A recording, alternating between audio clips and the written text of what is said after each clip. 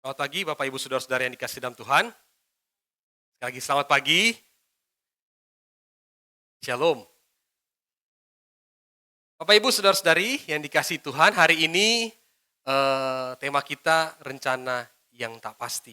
Ini tema bulan misi.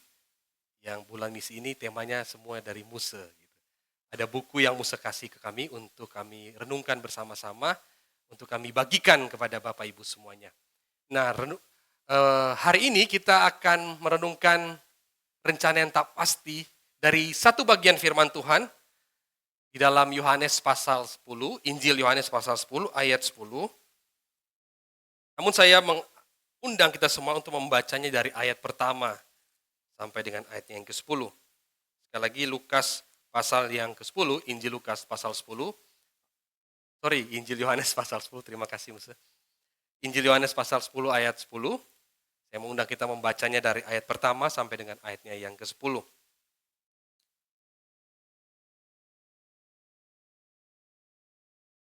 Saya akan membaca ayat pertama, Bapak Ibu semua ayat ke-10.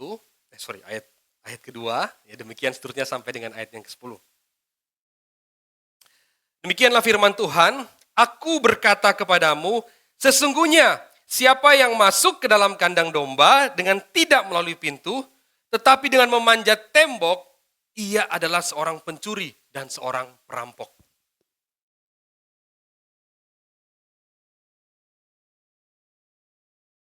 Ayat 3, untuk dia penjaga membuka pintu dan domba mendengarkan suaranya.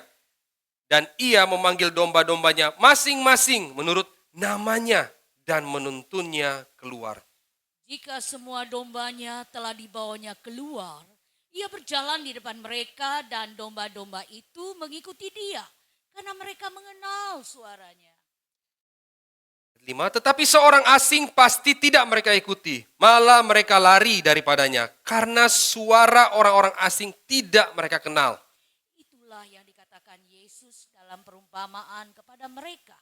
Tetapi mereka tidak mengerti apa maksudnya. Ia berkata demikian kepada mereka.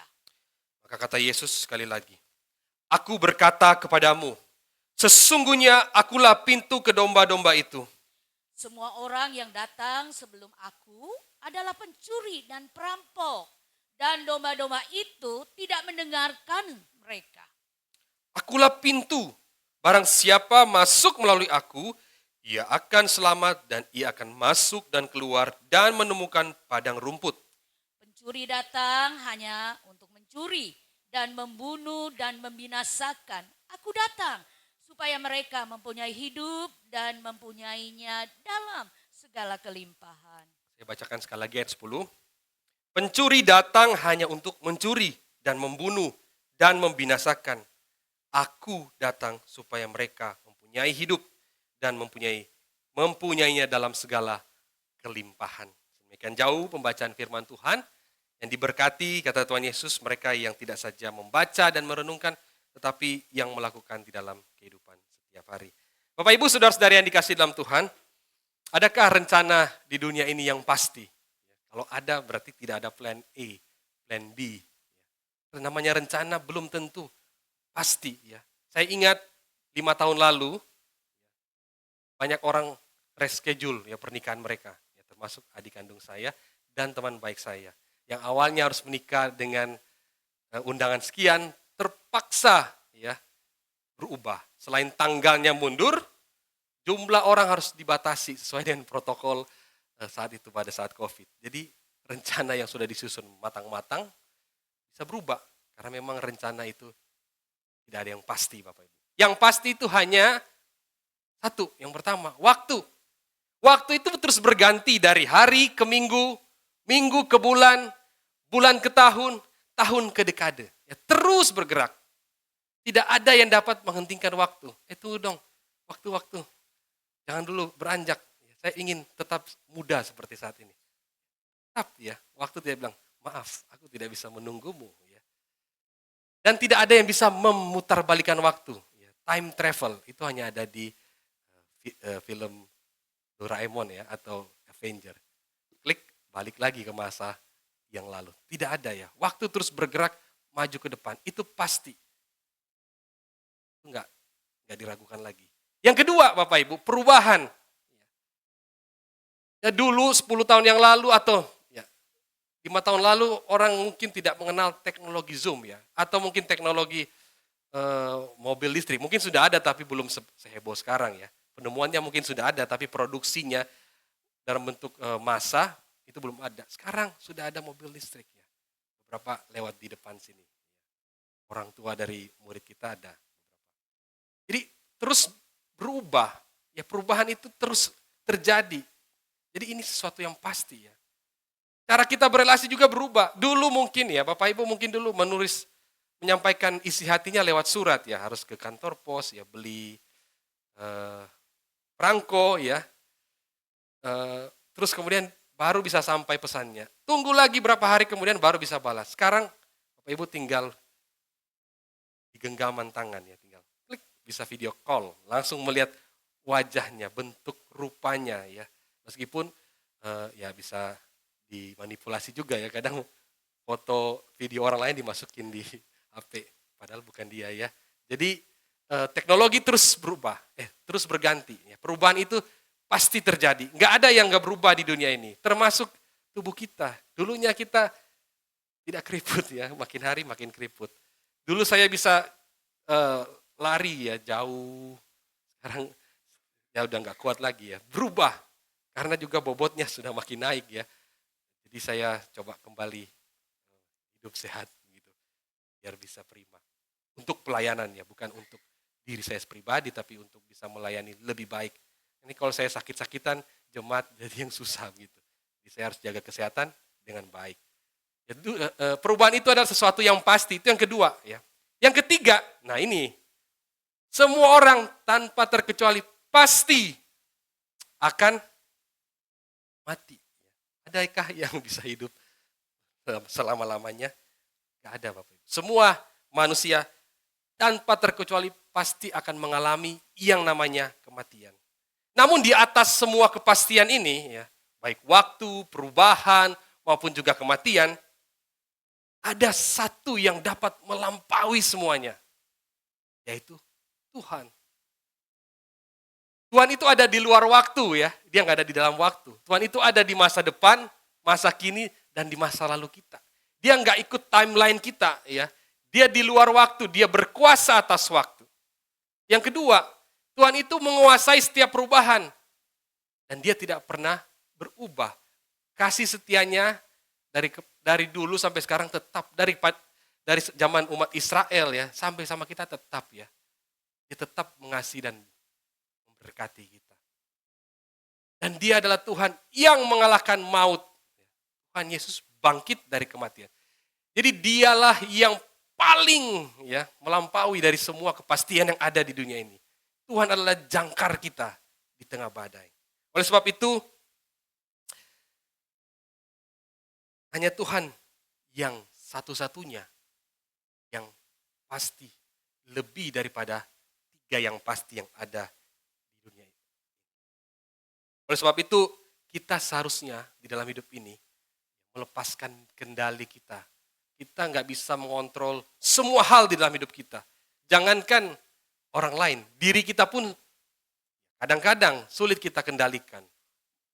Ucapan kita, tindakan kita kadang-kadang tidak terkontrol. Jangankan orang lain, diri kita pun sulit. Nah, kita belajar melepaskan kendali kepada Tuhan. Karena Tuhanlah satu-satunya yang selalu bisa diandalkan. Bahkan ketika rencana Bapak Ibu yang sudah disusun rapi, itu berantakan. Tuhanlah satu-satunya jangkar di dalam hidup kita ketika rencana kita berantakan.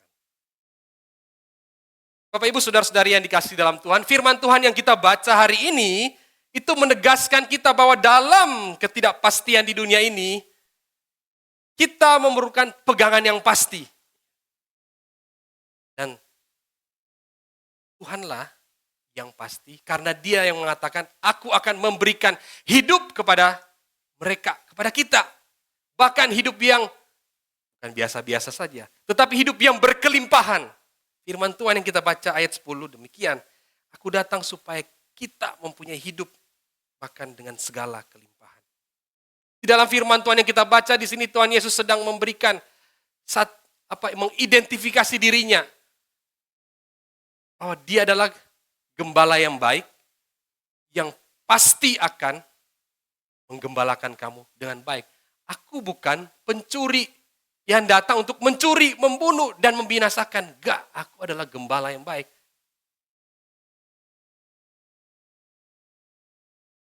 Bapak Ibu saudara-saudara yang dikasih dalam Tuhan, siapakah pencuri yang Tuhan Yesus maksudkan di dalam perikop yang kita baca?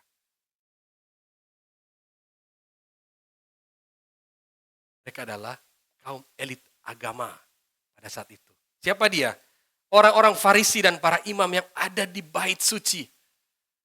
Mereka itu adalah orang-orang yang pada saat itu memang, ya, ini bukan hanya dicatat di dalam Alkitab, tapi penemuan arkeologi menemukan ada villa-villa di sekitaran Yerusalem punya milik para imam. Bayangkan, Bapak, villa-villa. Mereka itu mengambil untungan dari sistem persepuluhan. Jadi, ya, ini cara mereka. Dan transaksi di bait suci. Mereka hidup mewah, sementara umat menderita. Ya. Bait suci, selain pusat ibadah, Bapak Ibu, itu adalah tempat uang beredar. Ya. Bayangkan, persembahan orang-orang Yahudi, bukan hanya di Yerusalem, di orang Yahudi yang diaspora, yang ada di berbagai belahan bumi, itu kumpul uang ya untuk bait suci, untuk mereka yang di bait suci. Tetapi ya uangnya dipakai bukan untuk memelihara rumah Tuhan dan menolong umat yang susah, tetapi untuk keuntungan pribadi. Nah, ini pencuri yang Tuhan Yesus masukkan. Tuhan Yesus nggak langsung ngomong, kamu pencuri, enggak. Dia pakai perumpamaan. Tuhan Yesus suka dengan perumpamaan ya, supaya tidak directly menghajar, menghantam orang Farisi dan orang Yahudi. Itu bukan sesuatu yang disembunyikan. Umat sebenarnya tahu, tapi umat nggak berani sama para imam.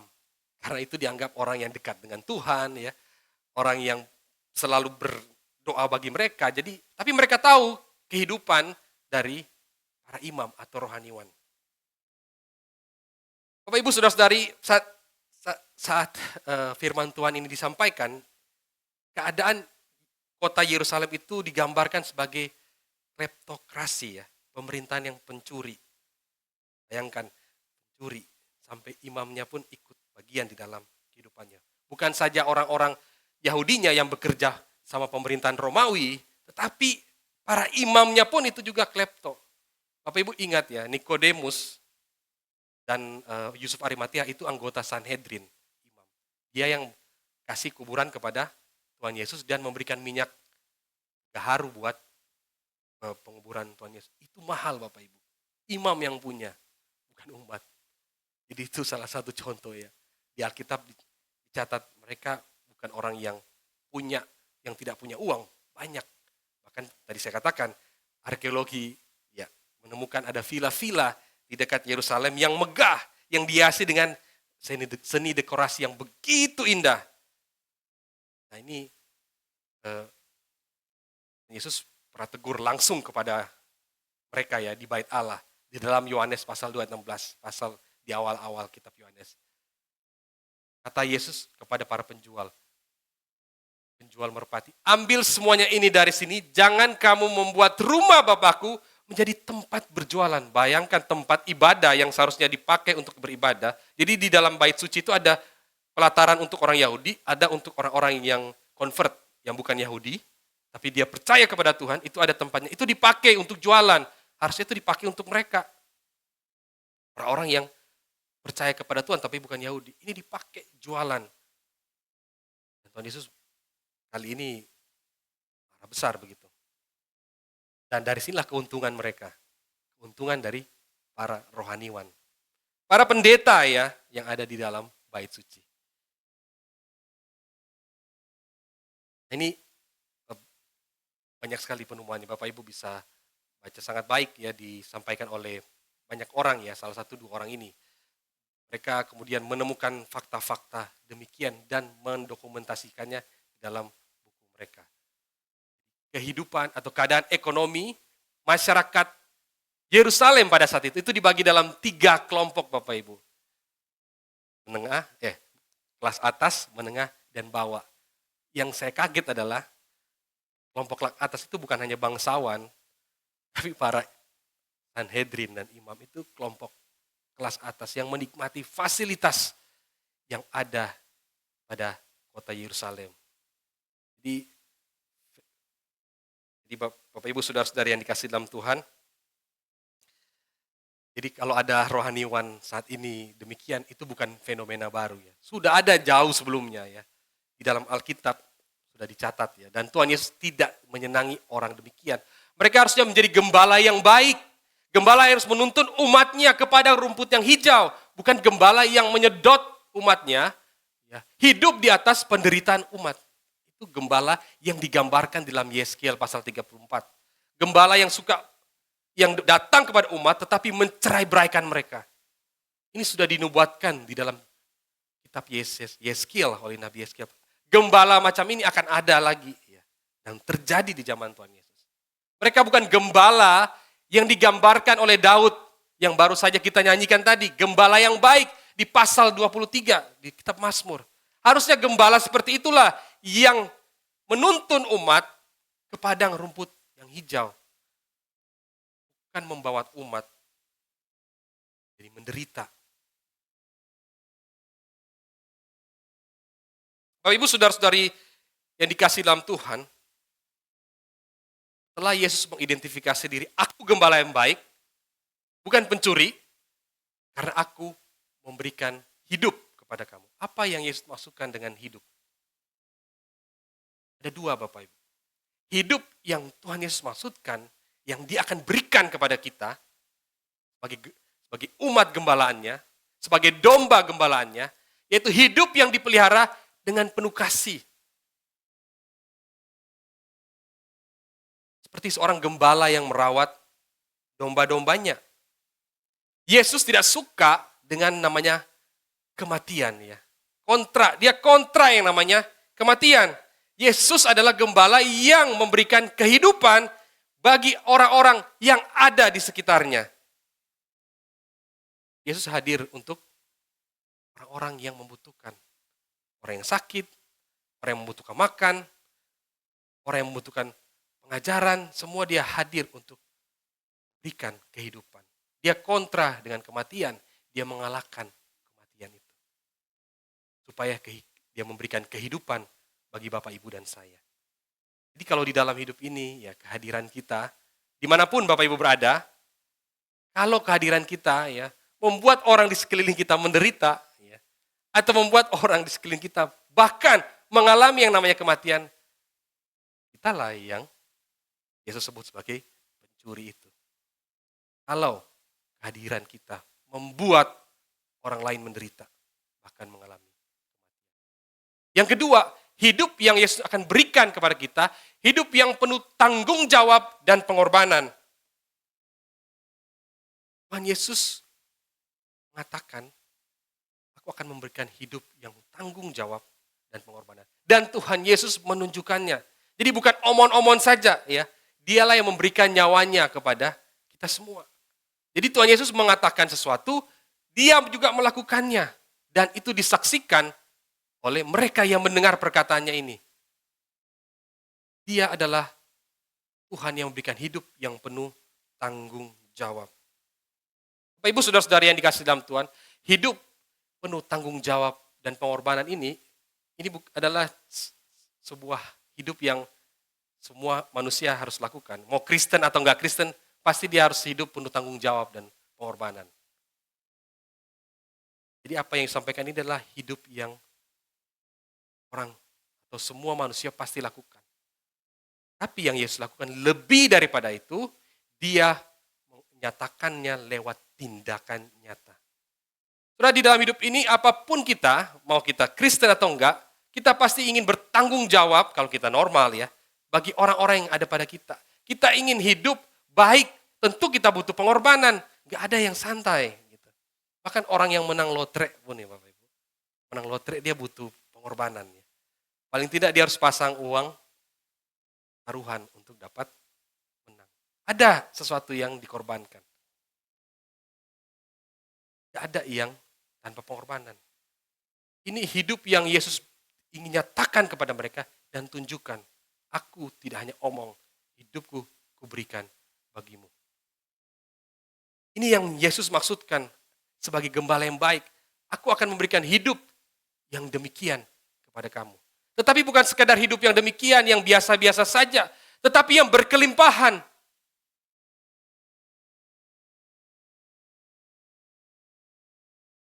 Artinya hidup berkelimpahan.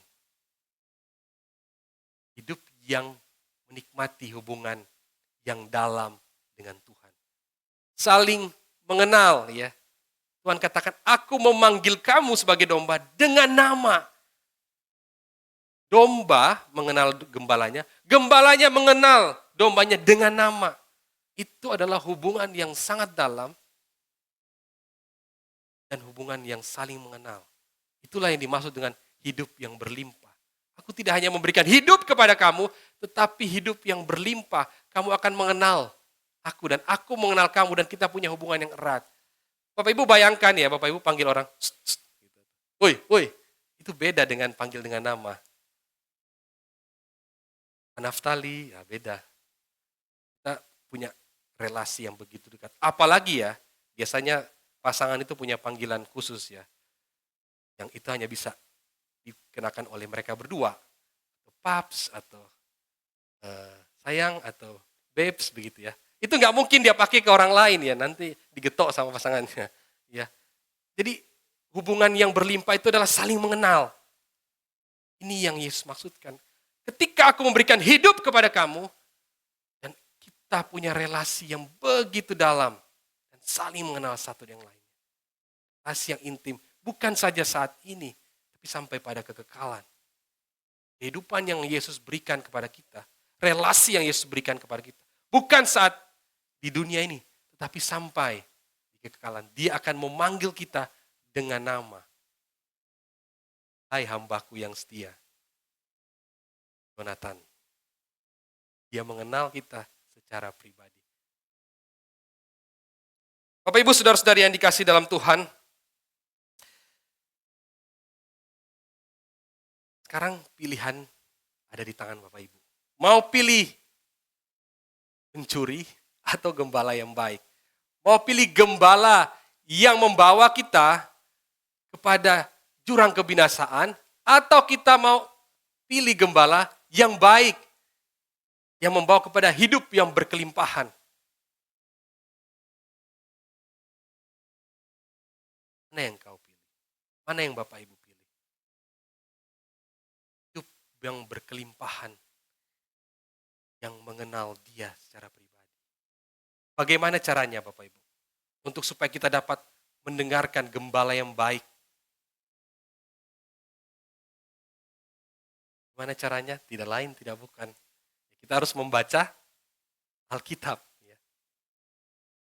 Jangan sampai suara yang ada di dunia ini lebih kuat mempengaruhi kita daripada suara Tuhan dalam Alkitab. Karena kita mungkin terlalu sering mendengar suara yang di luar, yang mempengaruhi kita, yang membuat kita khawatir, yang membuat kita cemas, yang membuat kita sepertinya masa depan itu begitu menakutkan. Padahal Tuhan Yesus mengatakan, aku itu pintu jaminan bagi kamu, kepastian bagi kamu, yang kamu bisa pegang. Tapi suara di luar itu lebih kuat mempengaruhi kita, sehingga kita susah tidur karena terlalu kuat ya menghantui kita. Maka bacalah Alkitab. Ketika lagi khawatir, gelisah hatimu, datanglah kepada Tuhan, baca firman-Nya. Bangun sebuah relasi dengan Dia setiap hari. Supaya kita tahu suara gembala yang baik yang membawa kita kepada hidup yang berkelimpahan. Bisa juga membaca atau mendengarkan renungan santapan harian ya, yang ada di Alkitab Bapak Ibu, atau yang biasa Muse bagikan di Info GKK. Itu dalam bentuk video, dengarkan ya. Itu sapaan gembala yang baik pada kita. Supaya kita punya kemampuan untuk mengenal Dia. Yang ketiga, ya bisa mendengar khotbah di sini atau khotbah di YouTube bisa. Tetapi khotbah di YouTube mesti hati-hati ya. Kita nggak pernah tahu apakah itu suara gembala yang baik atau enggak. Caranya gimana? Ya sebenarnya kita harus mempunyai pembacaan pribadi lewat Alkitab. Supaya kita bisa membedakan khotbah yang disampaikan oleh pendeta itu tepat atau tidak, benar atau tidak. Kalau kita nggak punya pembacaan pribadi terhadap firman Tuhan, hanya mengandalkan khotbah, maka kemungkinan besar kita akan tersesat. Jadi butuh pengenalan pribadi dengan membaca pribadi. Karena pendeta bisa keliru, rohaniwan bisa salah, para imam bisa menyesatkan, bahkan memakai firman Tuhan supaya minta duit. Ya. Saudara mau diberkati? Amin, haleluya. Berikan persembahan. Itu sangat mudah ya untuk dipakai untuk mengeksploitasi jemaat. Saudara yang diberkati sampai anak cucunya diberkati ya, silakan memberikan persembahan. Persembahannya buat rohaniwannya. Sangat mudah. Jadi kita mesti hati-hati. Kita mesti punya pengenalan pribadi melalui pembacaan pribadi. Dan firman Tuhan menunjukkan kita pada hari ini, yang namanya rohaniwan bisa tersesat dan menyesatkan umat, membinasakan umat. Itu bukan kejadian masa kini, kejadiannya sudah lama di dalam Alkitab. Keempat, bagaimana caranya kita dapat mengenal suara gembala yang baik? Lewat nyanyian rohani. Ada banyak nyanyian rohani yang dibuat, yang digumuli melalui firman Tuhan. Termasuk lagu tadi, Tuhan adalah gembalaku. Itu dari Mazmur 23. Nah, melalui nyanyian itu kita diingatkan, gembala yang baik pasti gembala yang akan menuntun kita ke padang rumput yang hijau. Gembala yang tidak membuat kita kekurangan. Melalui nyanyian firman Tuhan itu masuk, menguatkan kita, menghibur kita. Ibu ingin memilih gembala yang baik, dengarkanlah suara gembala yang baik. Saya pun bisa keliru Bapak Ibu. Jika saya menyampaikan sesuatu, bisa saja keliru dan potensi keliru. Tapi kalau Bapak Ibu orang yang juga belajar firman Tuhan secara pribadi bisa tegur saya. Muse waktu meneguhkan saya, tegur saya kalau mulai jalan ke kiri atau ke kanan sudah mulai nggak fokus. Jemaat bisa menegur, bisa melihat kehidupan rohaniwannya di gereja. Nah, sudah mulai melenceng, kasih tahu gitu. Supaya kita sama-sama bertumbuh pada gembala yang baik, Yesus Kristus. Bapak Ibu saudara-saudara yang dikasih dalam Tuhan, saya tutup dengan kisah dari Sophia Blackmore. Ini dari buku yang Muse bagikan kepada kami. Kumpulan perjalanan spiritual dari Sophia Blackmore. Bapak Ibu saudara-saudara yang dikasih dalam Tuhan, Sophia Blackmore itu oleh pemerintah Singapura itu diberikan satu penghargaan karena dia mendedikasikan hidupnya untuk pendidikan di Singapura. Dia ini seorang Kristen, misionaris, mendapat penghargaan di negara yang sekuler karena kontribusinya bagi negara Singapura, bagi orang-orang Singapura.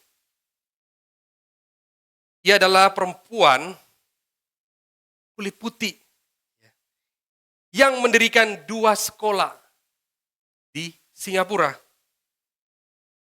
Sekolah untuk orang berbahasa Tamil dan untuk berbahasa Mandarin. Orang kulit putih melayani 2 subetnis yang ada di Singapura. Dan dia melayani untuk anak perempuan. Yang pada masa itu anak perempuan gak punya akses pendidikan. Yang namanya perempuan, ya di dapur. Gak ada tuh sekolah. Jadi dia harus datang ke Singapura, berkeliling ke rumah-rumah orang-orang keluarga Tamil yang berbahasa Tamil dan berbahasa Mandarin. Dan mengajak anak perempuan mereka untuk saya didik. Menawarkan kepada mereka, saya didik anak perempuan. Susah setengah mati.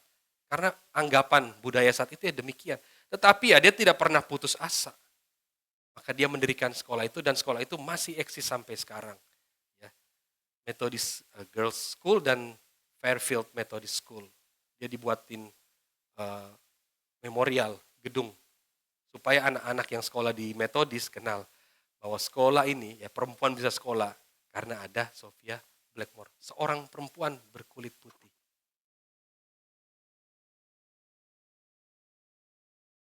Bapak Ibu Saudara-saudara yang dikasihi dalam Tuhan, yang menarik dari kisah dia adalah alasan dia untuk menjadi misionaris. Itu yang membuat saya tercengang.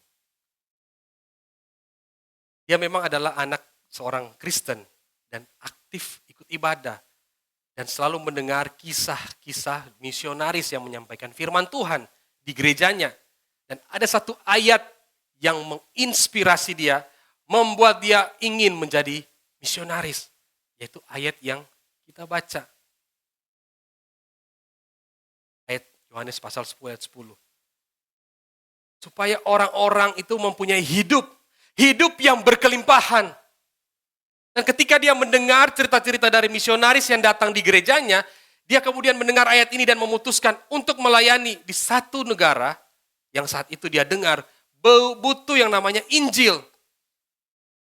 Yaitu negara India. Tapi saat itu rencana dia ingin menjadi misionaris, keinginan dia menjadi misionaris itu belum tentu pasti. Karena apa? Gerejanya tidak mengutus misionaris perempuan. Enggak, hanya untuk laki-laki. Nah sekali lagi dia merasa enggak mungkin Tuhan.